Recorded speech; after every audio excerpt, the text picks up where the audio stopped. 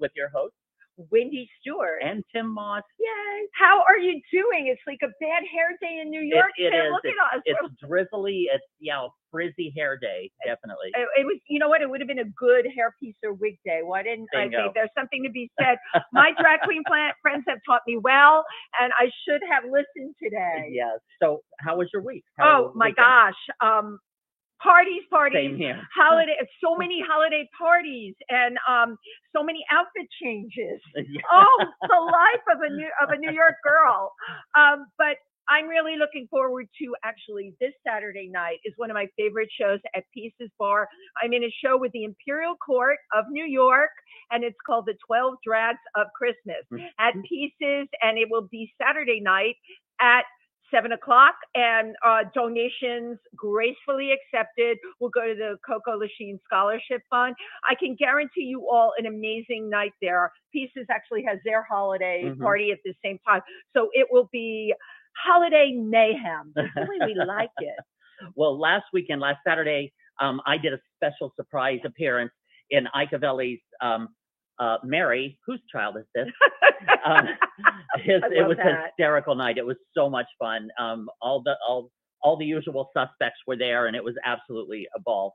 And I've been in rehearsals, so because I have to jet after this to get to a tech rehearsal. So anybody in New York tonight at 9 o'clock over at Urban Stages, I'm resurrecting my cabaret show, my critically acclaimed cabaret show. So come on out. And for everybody in Florida, in the Fort Lauderdale or in South Florida, this weekend, Ike and I will be bringing 50 Shades of Gay holiday extravaganza to the pub in Wilton Manors in Fort Lauderdale. So be sure, if you catch me here in New York tonight or catch me in Florida over the weekend. Tim Moss is state to state. And I just have to tell you one thing. Ike and Tim, of course, are amazing together. But Ike has got incredible costuming. Oh my God! By right? Suze. Suze, she's watching. Okay, great. Hi, Suze. Suze GX, and I know there's something else in there, but anyway, you can look her up. The costuming is above and beyond this time. Absolutely. It's really great. Well, firstly, I would just like to say thank you, everyone, for tuning into If These Walls Could Talk with your hosts, Wendy Stewart and Tim Moss. And we will be right back because I would like to I don't want to waste any time. Don't tell them who it is. Don't tell them I want it to be a surprise. Okay. But thank you very much for tuning in to If These Walls Could Talk. Okay. Take it away. So he's all the way from LA today, Academy Award, 3-time Golden Globe nominee for Runaway Train, Star 80, King of the Gypsies. But let me even tell you beyond that, I cannot believe this guy has made over 700 films, TV. You know him from Burn This in theater, does music videos as well. He is not only the quintessential working actor, he's a star, and you know what? He is a delightful human being. Absolutely. So without further ado, please welcome the one, the only, Eric Roberts. Yay! How nice of you guys. What a nice intro. Thank you so much. Well, thank you so much for being here and for making that extra special background that you chose for the show today of a pink Christmas tree. You can thank our 3-year-old granddaughter, Georgia. She picked it out. I love it. That's fabulous. Right. How are you doing, Eric? How are you? I'm great. Thanks for asking. Uh-huh. And I'm home for a few days, so I'm happy to be here. But that is okay. That is so rare, you know, in reading about you and watching interviews and everything. I mean, you have been an actor since you're 4 and a half, but the sheer amount of roles, work, it is. Impressive. It's very impressive. And my God, what makes Eric run? How do you do it? What actually happened was when they took film and they gave it digital, everybody who had a camera became their own studio. So they started calling direct. So overnight we started getting like 30 offers a day worldwide every day. So my wife says to me, who is my manager, she says to me, "What do you want to do? You want to go see the world?" And I said, "Yeah." So after we literally went around the world twice in a row, she started staying home. But it's just everybody calls, and I like to say yes, and I'm very fortunate that they call. Right. It's Yeah. wonderful. And the roles, looking at trailers there are things you've done that I hadn't heard about, that's the great thing about digging deep with somebody like you. It's Mhm. all the stuff, right? The big stuff, but then there's all the other meat and potatoes stuff. You really are very compelling, as you know, on screen. What is the process? You go very, very deep, and like here we're talking. You're a nice run of the mill guy, but that's not who you often play. Well, the farther I can play away from myself, the more fun it is for me. And because I'm just a guy who likes horses and the gym and my wife and my grandkids and sleep. That's what I am. I'm that guy. And so the guys that I play are not that guy. And so I just have a lot of fun playing. And especially since everybody calls every day to have me in their movies, I get offered parts I would never be offered otherwise. Mhm. So I just have a blast. Literally, I have a blast every single day. Well, see, and that translates too, because it looks like even throughout your entire career that you just enjoy it. You enjoy what you're doing. I do, and I always have. Like one of the most fun movies I ever made was called The Pope of Greenwich Village, and and it was because it was in New York. We shot on location where it all took place. I was working with a great co-star, Mickey Rourke, and we just had fun every single day. And he and I basically never broke character. We know each other as those guys. Mm-hmm. Like in your real life. So you're Paulie, and when you're with Mickey, you're Paulie. That's pretty much the truth. Yeah. Wow. Well, that was one question I had for you: is do you bring your work home with you? Like when you're on set and you have to dive into these characters, and then okay, that's a wrap for today, and you have to go home. Do you find some of your characteristics lingering? Well, the older I get, the easier it's not to bring them home. Mm-hmm. And also, the older I get, the more unlike the characters that I play I am. I'm not like these guys at all. The older I get, the older I get, the farther away from them I am. And so, but they ask me to play them more often now because I've become famous for them. So I'm asked to play these guys, and I'm just so not these guys. So it's great fun for me. I would imagine. That's what I was just going to say. It's so much fun to play like a polar opposite of what your actual personality is. Have you ever had anybody react to you in a negative way for some of these roles? Like I specifically, Star 80, it was chilling. I think what was so chilling about it was within your performance with the nuances, the twists and the turns, because you built on the psycho. You were psycho, but you built on it. You didn't give it away right away. And then, the final violence, did you have people react badly to you as a person because of how you played that role? I'm going to tell you two quick stories. When you play bad guys, you can't play the bad in the bad guys. You have to let what they do speak for itself, because they don't see themselves as bad guys. So if you play a bad guy who knows he's a bad guy, you're putting the cart before the horse. So you can't do that. And what was the other question? I was gonna. So I was asking if people would react to yes. role like that. It was a very violent character. After Star 80, I'd be walking down the street, let's say 7th Avenue between 54th and 50th Street. I'd be walking down the street.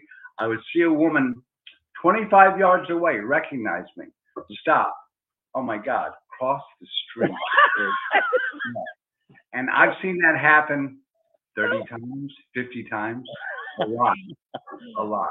Just to be on the safe side, I'm crossing the street. Yeah, right. And I got to tell you, Eric, with the way New York is these days, I find myself crisscrossing. The only thing is the people I'm crossing away from are not playing it in a movie. They are it in real life.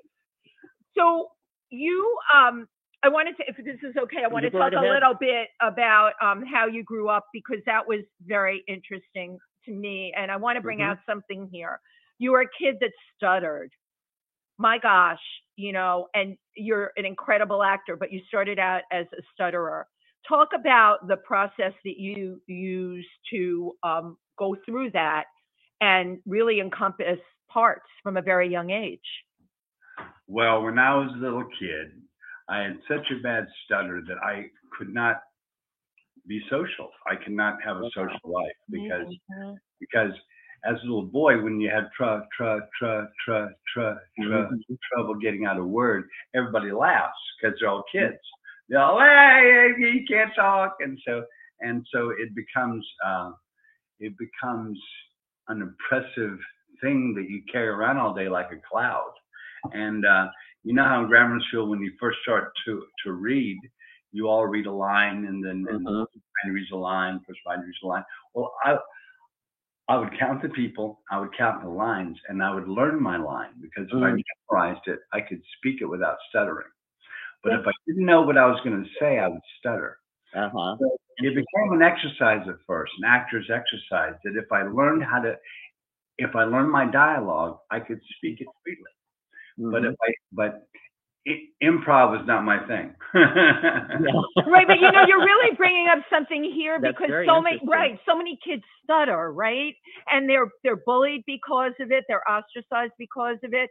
You just brought up how memorization, the exercise of memorization, not only helped you with that, you could just do it. I wonder if anyone's tapped into that. If we have any speech therapy people listening, that is actually a brilliant way to have a kid overcome stuttering. Well, that's how I did it, and it took my whole childhood, but I did it. Wow, that's incredible. So now you grew up in Georgia, is that correct? In Atlanta. In Atlanta. Yeah, born in Biloxi. I don't remember Biloxi. I remember New Orleans. I came into cognizance in New Orleans and was there until I started school. And then I started school in Atlanta at Arlen Worth across from Emory University. Oh, cool. Yeah. Now, so your parents were involved in entertainment, correct? My father started a young people's actors and writers school called the Actors and Writers Workshop.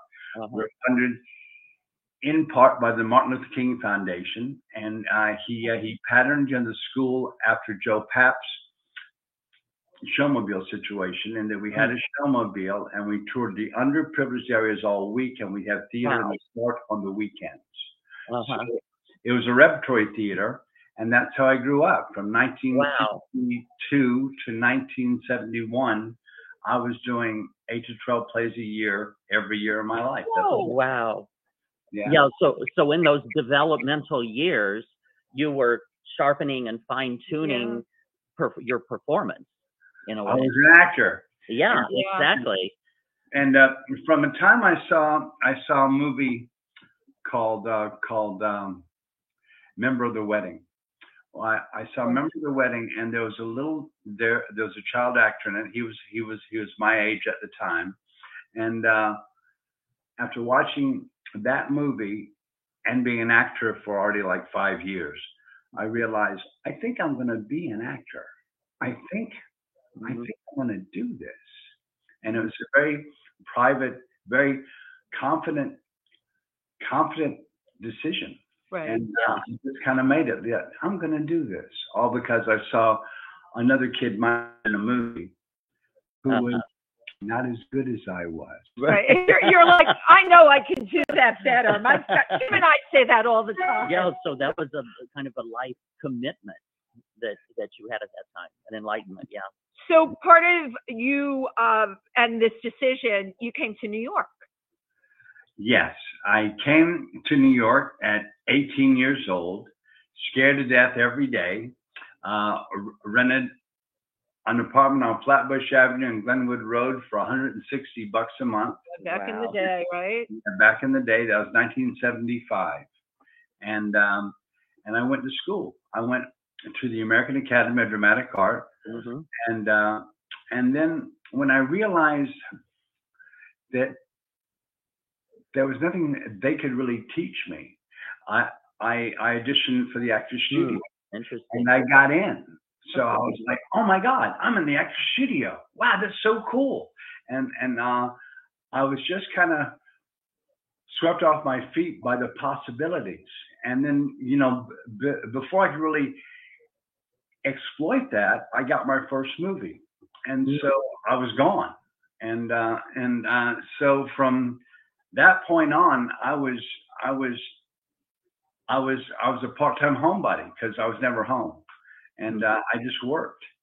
And I realized that even though I was recognizable, I was somewhat of a name value. I learned that the joy in what I do is being a working actor. Oh boy, isn't that the truth? Both the understanding of it and the doing of it. To be a working actor, it's the coolest job on the planet. Yeah, right. The planet. It's a great job. Eric, early on, Firstly, station identification. Firstly, thank you everyone for tuning in to If These Walls Could Talk with your hosts, Wendy Stewart and Tim Moss, and our wonderful, incredible guest, Mr. Eric Roberts. So early on in the game, you had, I can't remember his name, you'll say it, a wonderful manager that was able to guide you. Bill Tresh. He discovered Sissy Spacek, Chris Walken, Tom Berenger, Carol Kane, Melanie Marilyn, Tom Hulse. The list is endless. It goes on. And Brilliant guy. I was just one of them. And he said, "You are a good actor. Come with me." And that's kind of what he did. And that's what he did for all of us.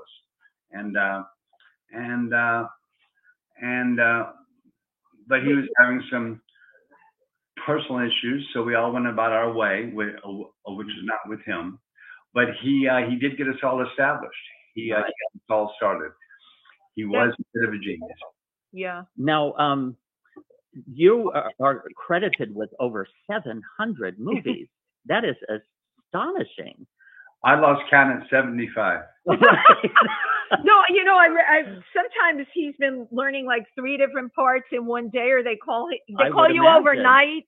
I watched something where you were berating yourself for having to use cue cards, but excuse me, if you get called at 8 o'clock at night and they want you on set the next day, and the first time you're looking at the script is that time, kudos to you that you pull it off.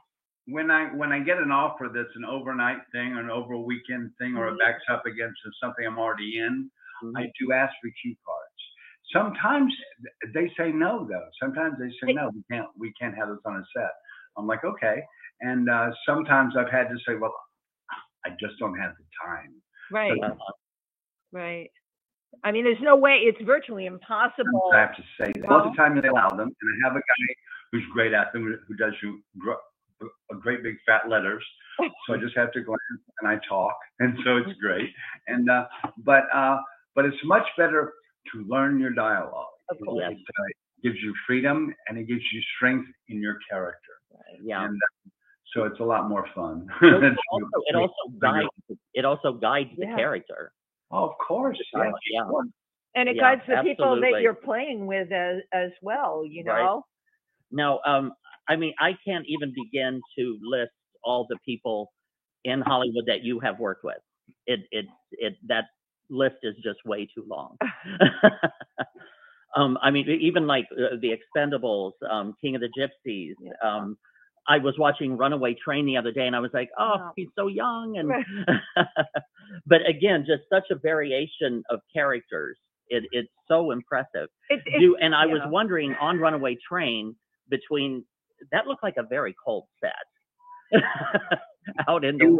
It was a miserable shoot. That was in Russia. No. It was a Russian director whose grandfather wrote the Russian national anthem. So he's in all kinds of ways. His name is Andrei Konchalovsky. Anyway, we're supposed to shoot that movie in Montana, and we get to Montana and it thawed. So we sat there for a week and watching it all melt and go away. And then our producers who are from Israel said, it takes place in Alaska. We shoot in Alaska. So they moved the whole crew, the whole everything to Alaska. They got this about 4-mile stretch of track that was just for us, and went back and forth all day on a train on this track in Alaska. In the cold. Oh my. In the cold. Cold. And it was so hard. John was so great. John is one of my favorite co-stars I've ever had. John Voight. Because John and I are opposites politically, emotionally, family-wise, everywhere there is. But I never knew that working with him. I never knew it. He's an actor's actor. He is so much fun to work with. We had so much fun living these guys' lives, and we gave 2 pretty good performances. They nominated us both for Academy Awards. Yes. And we had a lot of fun, but it was really, really hard. Really hard and really cold. I would imagine. King of the Gypsies. Can you talk? You got a golden. Was that your first Golden Globe nomination? I got a Golden Globe nomination as Best Newcomer, which they don't give that award anymore. Brad Davis won for Midnight Express. Oh my God, I remember that film, right? Yeah. Isn't that a great movie? Oh, yeah. Da da da da da da da da. Yeah. I loved it. Yeah, but that experience was petrifying because I had to audition 4 times, then I got a screen test, and then I got the movie. Then it was with Shelley Winter, Sterling Hayden, Susan Sarandon, Brooke Shields, and somebody else, and they're all famous people, and I was as kid who was scared to death.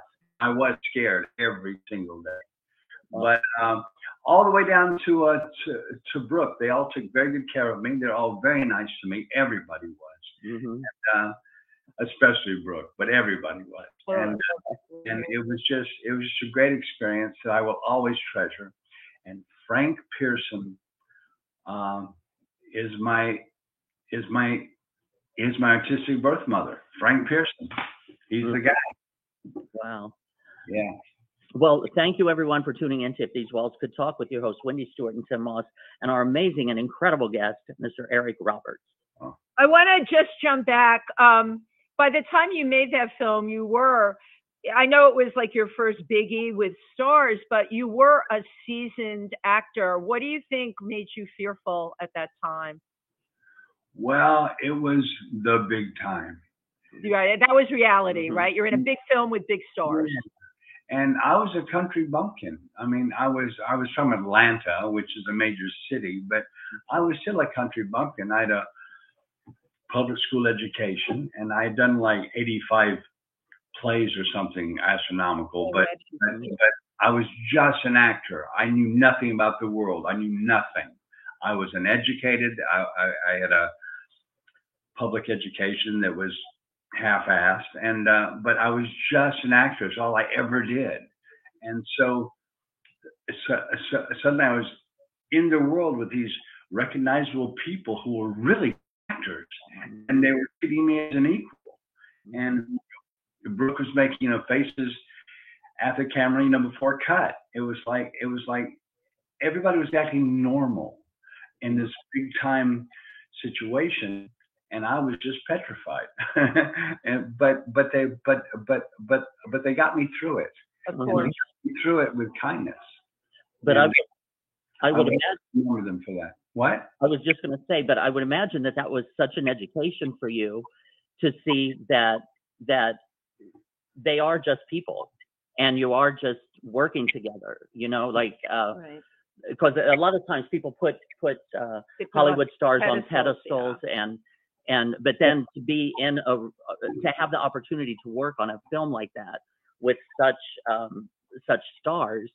Shelley Winters made it more clear than any of them, because she would tell stories like about Marlon Brando. I heard about how he was as a lover, all kinds of things. And cool. And just all kinds of ways that were obviously truths, but were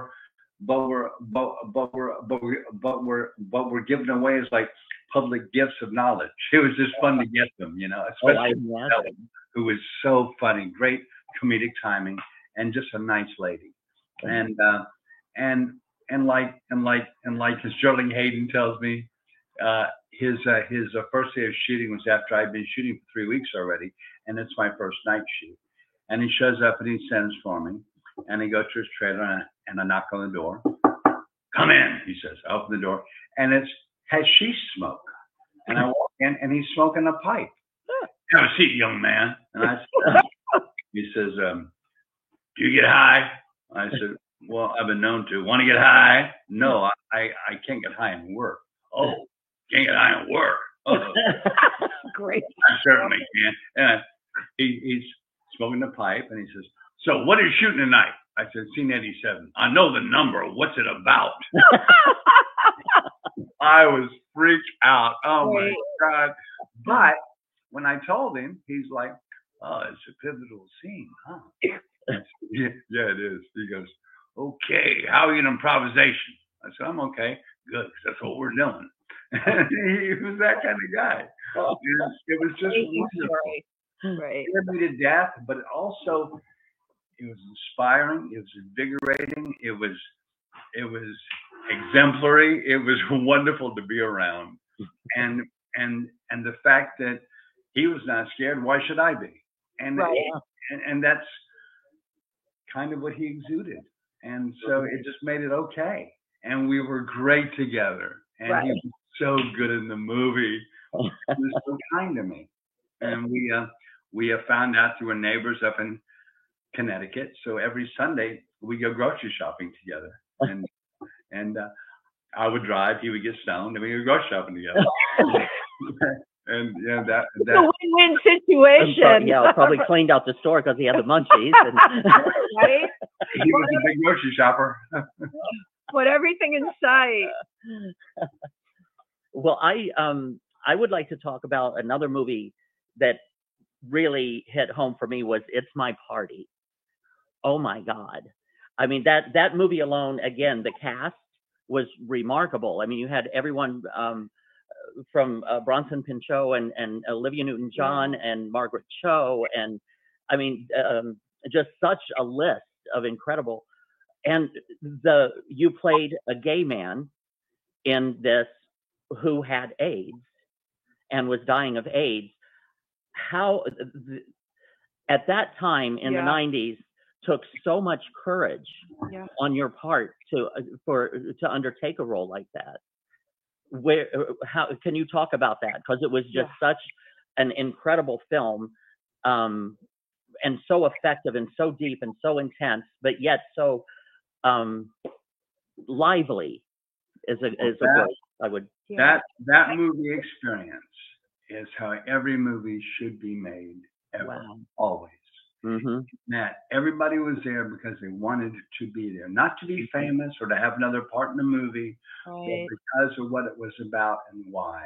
Right. Randall Kleiser's boyfriend was the man that I played, who died. Randall Kleiser was played by Gregory Harrison, who is magnificent.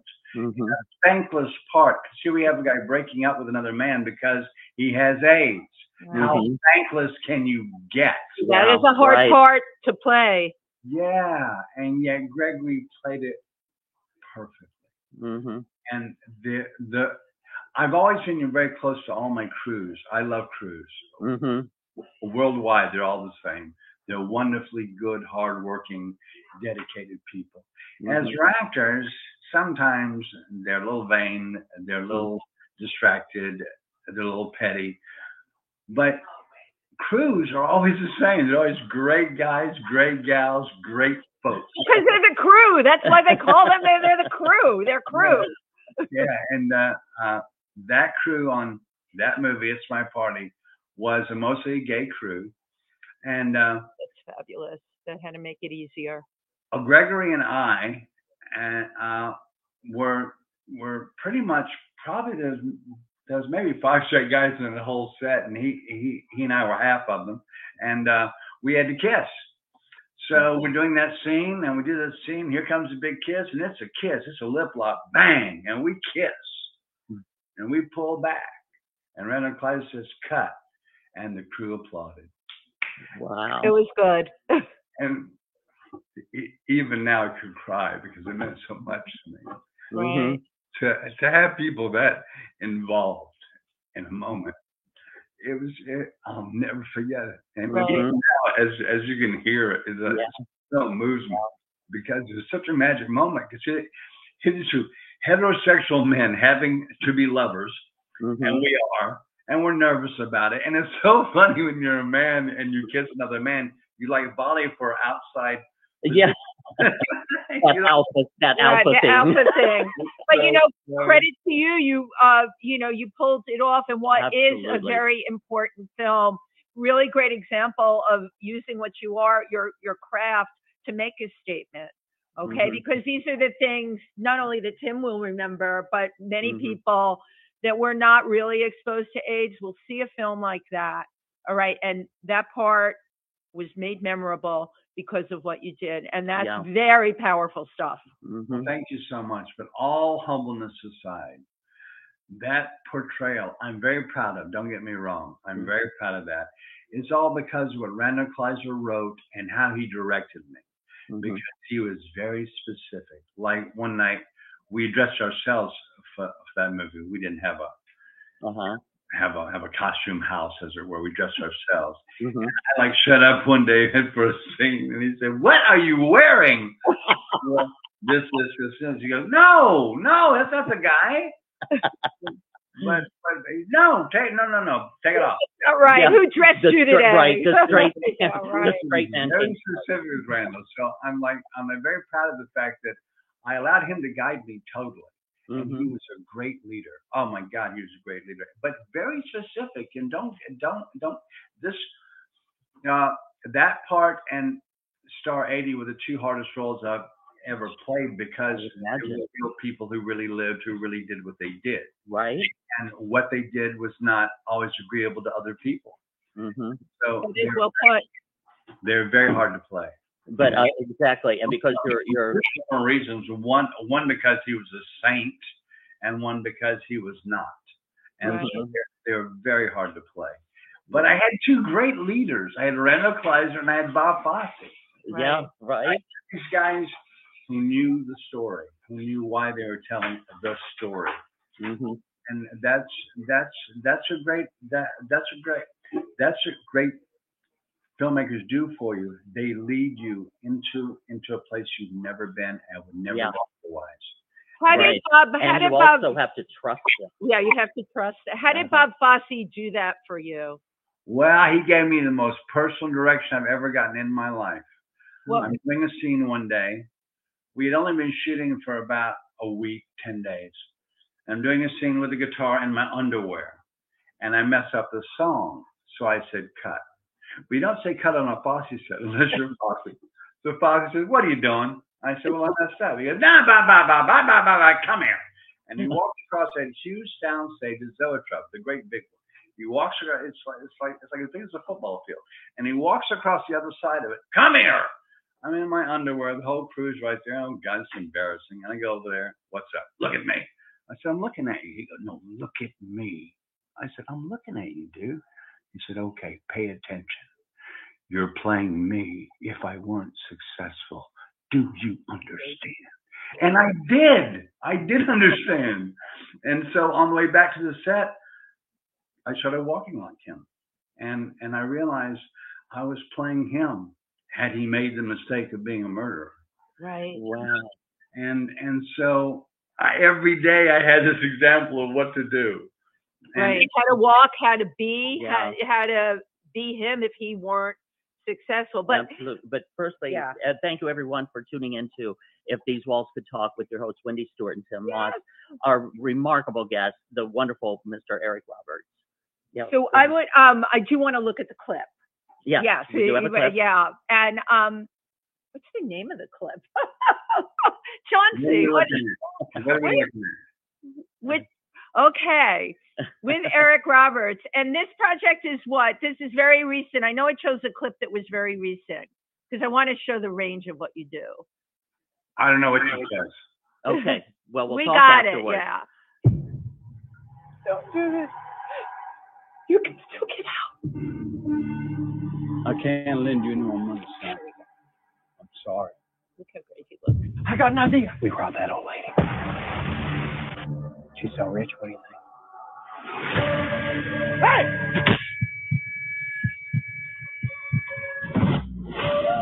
Just tell us where the jewelry is and we'll go. I told you. We hit the jackpot. She knows who I am. She's for sure gonna get guns. We gotta kill her. We have to do this now. No one needs it. What? Let's hurry up, okay? I need a sheriff at Old Highway 55.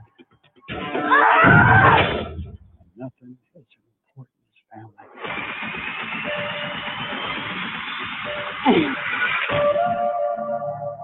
Surprised with that. Right. No way. Wow. Yeah. Well, yeah. As you can tell, it's not a sitcom. Yeah. Right. Well, you can be a funny guy too, but a lot. I don't have to tell you this.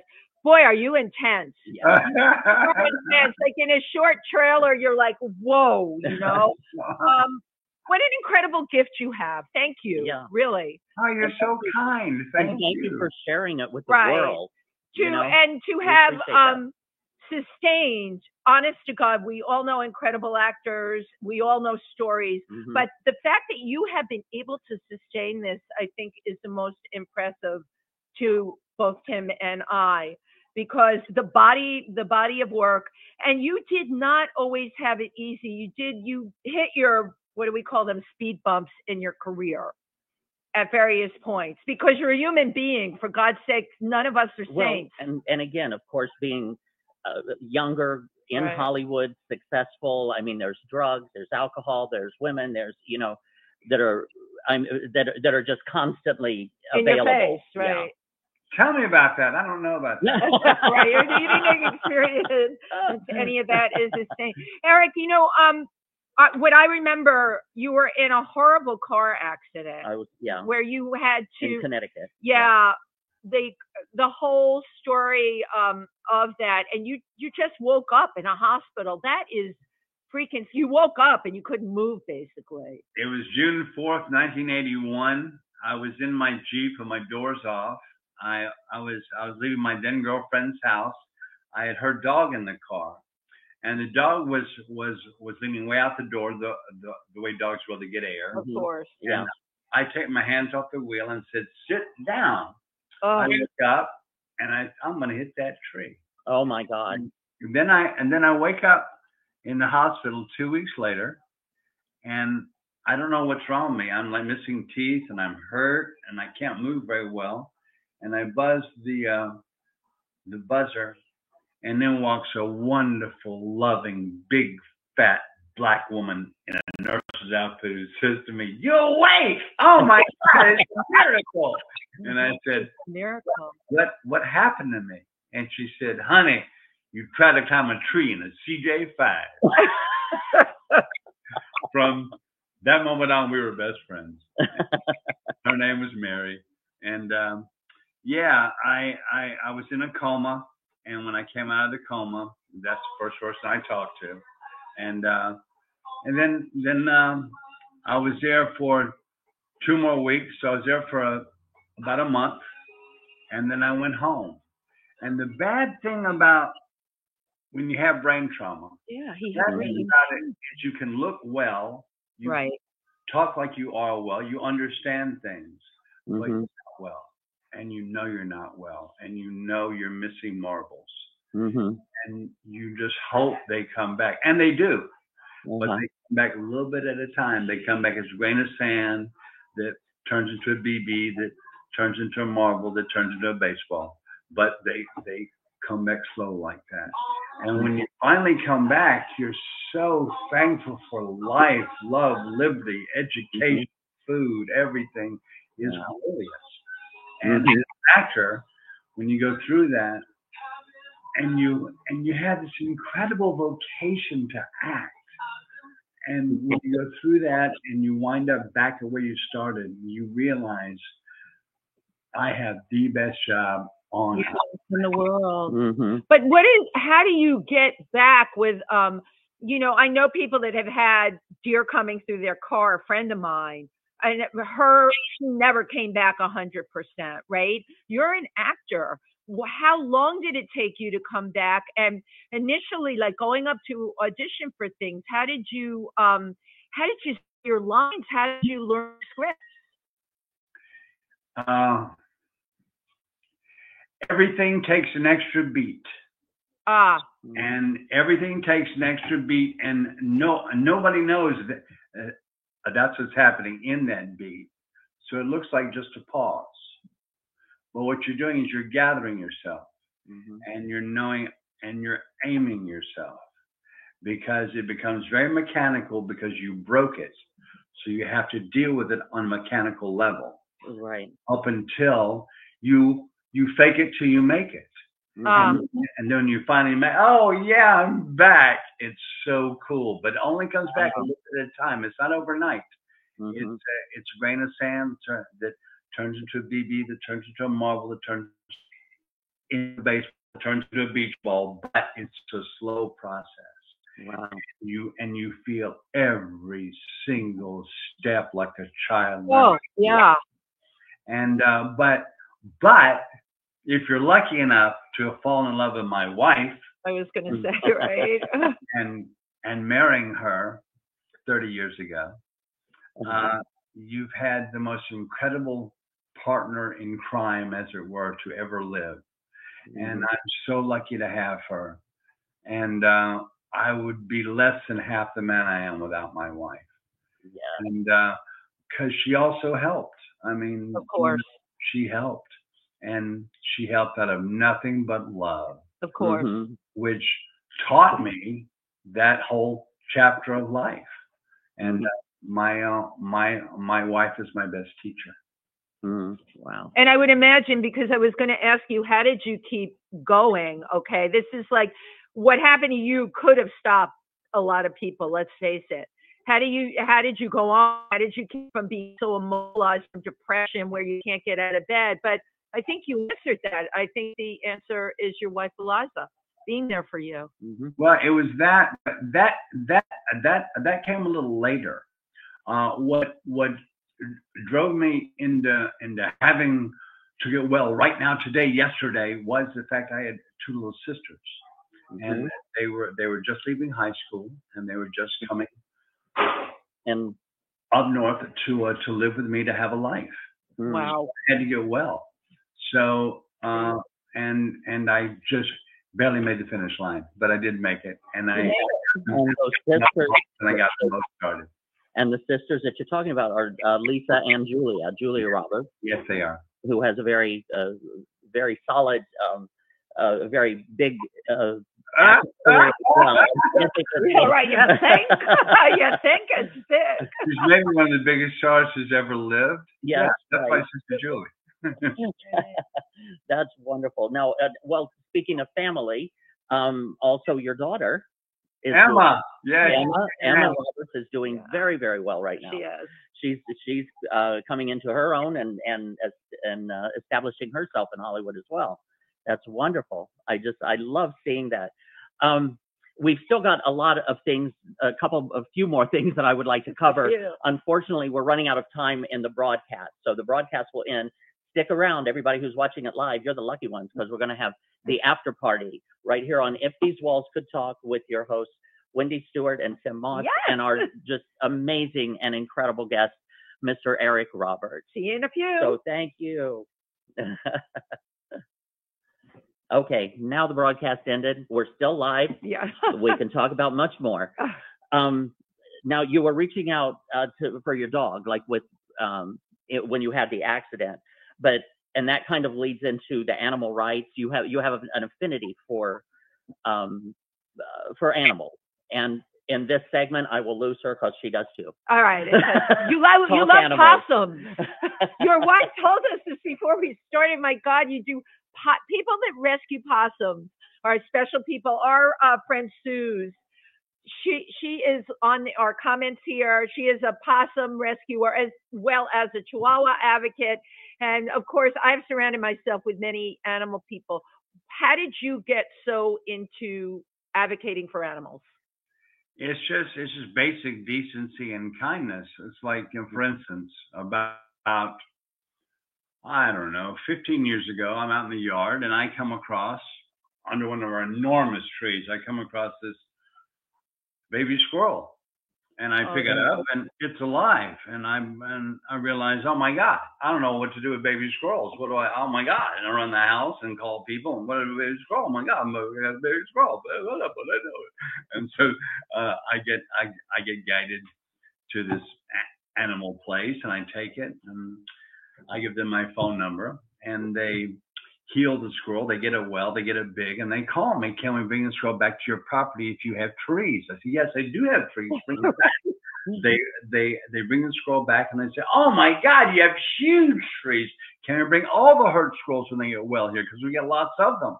I said, sure. Oh, God bless you for that. Oh, what a good But here's what happened. 300 squirrels later, we have a sanctuary. Well, you can never have too many. And they're all hand tamed, and they all charge you when you walk on the property, like, "Hey, you got any food? What's happening?" And they're all very tame. They crawl up my pants, I get out of my hand. They crawl up my wife's dresses and out of her hand. But the problem is when people don't know them, they see this enclave of squirrels coming out. Scary for them, I'm sure. Scared. Yeah, it's funny. But they're all sweet and they're all tame and they're all fat. All our squirrels are fat. What other animals do you have on your property that you're taking care of currently? We have horses, we have dogs, we have cats, we have a squirrel sanctuary. I'm trying to talk my wife into a pygmy goat. That's not going very well. Oh, no, Deborah, no, tell her. Okay, I know all about them. They're so fabulous. They're very smart. I know about them too. My aunt used to have them. I love them. They're great, Eric. I know. I don't talk her into it. She. My wife is probably the most kindest human being to ever breathe air. So when you say anything about, I'm going to get a goat, no, you have to get two. If you're going to get one, you have to get two. That's right. She wants nobody lonely. Right. Nobody should be, no one should be alone. Yeah. So, but, we're discussing it. We'll see. Okay. Well, fingers crossed. And also because of your love for animals, you're vegan. I'm guessing that is the reason. I'm vegan because of my wife, because I would still be eating chicken and or fish. But my wife says, no, darling, those are creatures that lived and breathed just like we are. We can't eat them for sustenance. You don't have to do that anymore. You can have your fake chicken and with your eggs every day. You can have your egg whites every day. And so you have to stop this carnivorous life you live. So I have, for the most part, I will occasionally slip and have a chicken breast. Oh, I'm sorry. She gets Oh, wait, confession. That's what I love when people confess on this show. No, I'm so whipped. My wife has me so whipped. She's the boss. And so, that's how it goes. That is so we have so many comments. Yeah, I was just looking through the comments. I love sharing these. Sue's GS Designs. She's the one that you were mentioning had. Yeah.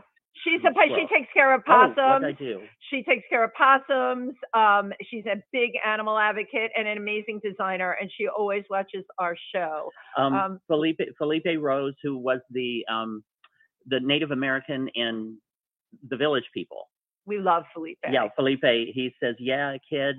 And a shout out, his show Disco Chronicles is running on Spotify, and it's my episode, so please tune in if you can. He's a wonderful interviewer. Adam Barta from Florida. He says this is a huge episode with a huge star. Adam Barta has his own reality show. We just know a who's who of people out there. They're loving this, Eric. Evan Lawrence says, "Hey there." Great designer. Chauncey Dandridge says, Eric Roberts, wow. Wonderful producer. Frank Terry, I think, is probably one of your biggest fans that says hello. Hi, Frank. To say hello. Greg Michaels. Oh, my God. Greg Michaels. He's an actor. He says, Tim, I finally am able to watch your show live, and you have one of my favorites. I adore Eric Roberts. Oh, thank you. Wow. Love that. It's great. Evan Lawrence says, I found Eric in Nobody's Fool with Rosanna Arquette. Oh, that was a great film. Mm-hmm. That's the only time I tried to play myself. Really? What? And how was that? It's a little stiff. The performance is a little stiff for my taste. I'm a little stiff. Yeah. Robert Owen says, Eric Roberts, what was your first movie? King of the Gypsies. That was your first. Yeah. Wow. Yeah. Impressive. Because and then you were nominated. No, I was nominated for a Golden Globe. Yeah, that's what I thought. Yeah, for Golden best Globe. newcomer. Right. And my niece Samantha Dawn, hello, how are you? Thanks for tuning in. Maria Gentile says, King of the Gypsies is still running around in my head after all these years later. Brilliant. Wow, thank you. Wow. Suze, when we were talking about possum, she's a possum mom, talk. And she says, a baby release party. When you were talking about the baby squirrels, she called it a baby release party. 300 squirrels. They are the best. Yeah. Oh my God. Mel Lennon, hi. I'm just trying. And also, while we're here, Eric, Jimmy Starr and Ron Russell wanted to send their regards. And also Eileen Shapiro. Give them all my big love and kisses. We love them. That's how I met you originally, was at the premiere of I was covering the red carpet at the Elevator, right, out in Queens. And Eileen was on that. Yeah. I love that. Yeah. And they're wonderful, wonderful people. Right. Let me see. Okay, Tati Alexa wants to paint your portrait. There you go. And my dear friend Jessica Cruz says, I love you, Eric Roberts. Oh, thank you.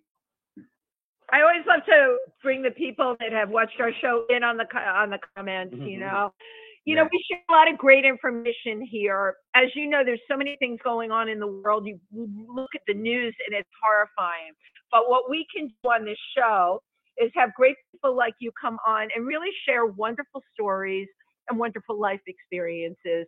And you know what? When our time is over here, they're going to walk away having that. All right. And then the live stream, of course, exists after that. And it's one thing that we can do. People say, what can you do to change the world? I feel that all of us, you know, we do something like this. We've touched the world in some way. Good for you. Yes. And what our platform is about is our guests. We want you to shine and say what you want to say and just be who you are. So Eric, normally, you know, we always ask guests like what they've got coming up with you. It could be another hour on this show. What projects do you have in the hopper? And do you have any plans to produce things of your own going forward? Something that you've been dying to do? Okay, I have a movie coming out with Margot Robbie and Brad Pitt called Babylon, and Margot Robbie stops traffic in this movie. She's unbelievable. She's unbelievable. Babylon, and then something that I want to do. I want to play Nureyev, and I can't play him as a dancer, so I have to play him after his dancing days.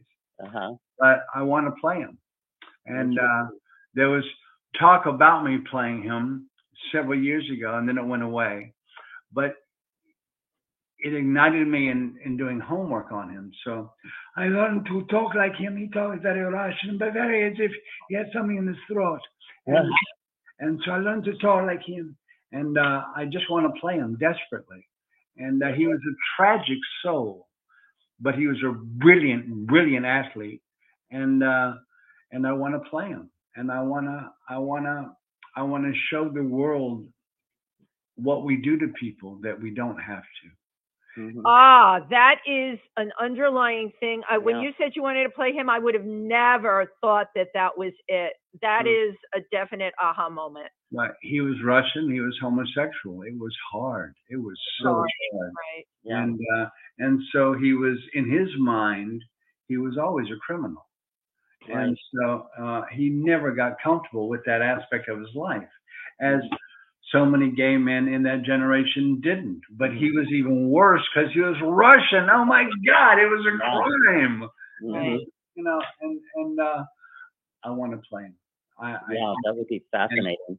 And I just hope that the gay world, you know, won't be mad at me because I'm not gay. That's another thing. I'm a little tired of. But I understand if you play Ethiopians, you have to be Ethiopian now. Like, no, you don't. We're actors. That's my point. Right. It's called all, acting. Thank you. Yeah. But these days, everybody is so no. It has to be this. It has to be honest. So you know, we'll see. But I want to play him, and I'm just in love with his loss. And that's incredible. Yeah, and it's good you put that out there in the universe. Yeah, so we now believe it's in that, right? manifesting. It's cooking, even as we speak, right here, right now. Now, I know there's a lot of different ways, but how can people find out more about Eric Roberts? I mean, well, there's a website. The only real one is called ericrobertsactor.com. There we go. I can tell you pretty much everything there is to know about me.